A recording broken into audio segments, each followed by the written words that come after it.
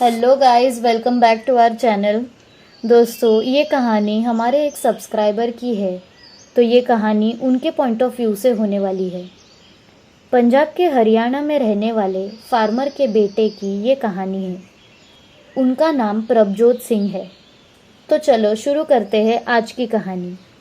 जब मैं एक फार्म में रहता था, मेरी सौतेली माँ को हमेशा ज़मीन से जुड़कर रहने, अपना खाना उगाने और जानवरों को पालने का बहुत शौक था।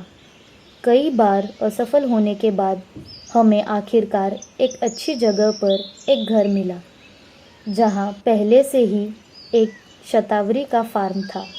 कुछ ही समय बाद हमने फार्म पर कुछ जानवर लाए, जैसे मुर्गियाँ, बतखें और कुछ खरगोश। हमने मुर्गियों और बतखों को खुला छोड़ दिया ताकि वो पूरे फार्म में घूम सके, और कुछ दिनों तक सब ठीक चला। वो फार्म में घूमने का आनंद लेते दिखे और कोई समस्या नहीं आई। लेकिन जब हमने आखिरी बार बतख के बच्चे पाले, तब कुछ अजीब हुआ। हमारी 4 बतखों में से 2 अचानक गायब हो गई। ना तो पंख बिखरे थे, ना कोई संघर्ष का निशान। बस वो ऐसे ही गायब हो गए। भले ही हम ग्रामीण क्षेत्र में रहते थे, लेकिन हमें अपने पड़ोसी दिखते थे और हमारी ज़मीन के पीछे एक छोटी सी नदी बहती थी, जो राज्य की बड़ी नदी से जुड़ी थी। कुछ समय तक हमें लगा कि शायद बतखें कहीं चली गई है, लेकिन एक शाम जब बारिश शुरू हुई, तो हम बाहर दौड़ पड़े ये देखने के लिए कि सभी जानवर अपने आश्रय में सुरक्षित है या नहीं। जब हम जानवरों की जांच कर रहे थे, मेरी सौतेली माँ और मुझे जंगल में से बतख की आवाज़ सुनाई दी। हम लगभग 1 एकड़ की दूरी पार करके देखने गए कि क्या वो हमारी गायब हुई बतखें हैं या नहीं। मेरे पापा और भाई बंदूक लेकर हमारी मदद करने जंगल की तरफ गए, जबकि हम पेड़ों के किनारे खोज रहे थे। वो नदी की तरफ चले गए और मुझे कुछ दिखने पर सीटी बजाने को कहा। मैं पुराने खलियान के पास जाकर देखने लगा कि वहाँ बतखों के कोई निशान मिले। वहाँ का इलाका शांत था और ढलती रोशनी में जंगल थोड़ा डरावना लग रहा था।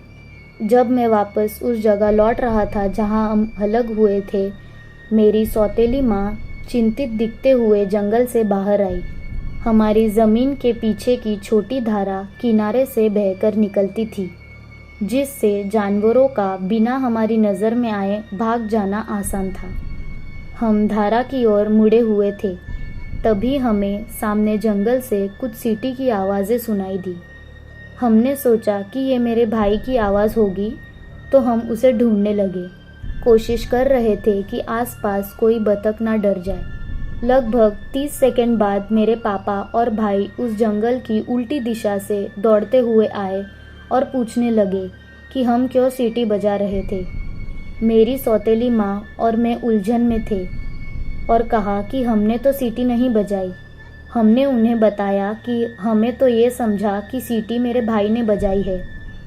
हम सब ने माना कि हम में से किसी ने भी सीटी नहीं बजाई थी।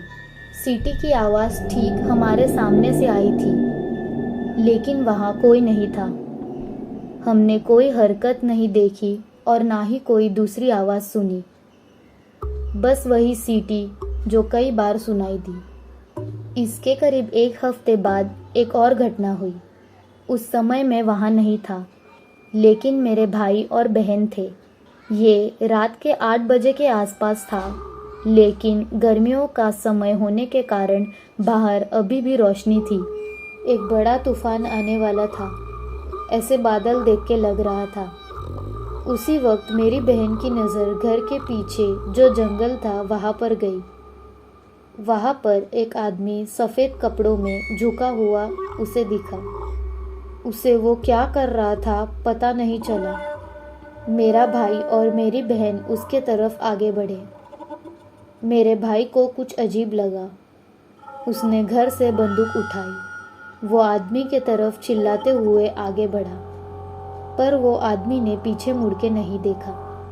उसे वो क्या कर रहा था पता ही नहीं चला। मेरे भाई ने काफ़ी आवाज़ लगाने के बाद वो आदमी ने पीछे मुड़ के देखा और उसका चेहरा देखकर मेरी बहन चीखने लग गई। उसका चेहरा बहुत अजीब लग रहा था, जैसे उसका चेहरा पिघल रहा हो। वो आदमी मेरी बहन की तरफ आगे बढ़ा। उसी वक्त मेरे भाई ने हवा में गोली चलाई, पर गोली का आवाज़ सुन के वो आदमी मेरी बहन की तरफ तेज़ी से आगे बढ़ने लगा। मेरी बहन उसे देखकर काफ़ी डरी हुई थी। वो तुरंत घर की तरफ भागने लगी, पर जैसे ही घर में जाकर वापस देखा तो वहाँ कोई भी नहीं था। वो दिन के बाद वो आदमी का कोई अता पता नहीं चला।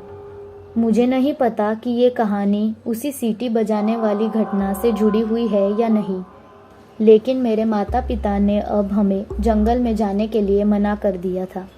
सो गाइस, कैसी लगी आपको हमारी ये आज की कहानी? अगर अच्छी लगी हो तो वीडियो को लाइक और शेयर कीजिए और हमारे चैनल को सब्सक्राइब कीजिए और अपने पंजाब के दोस्तों के साथ ये वीडियो शेयर कीजिए। Thank you guys, good bye.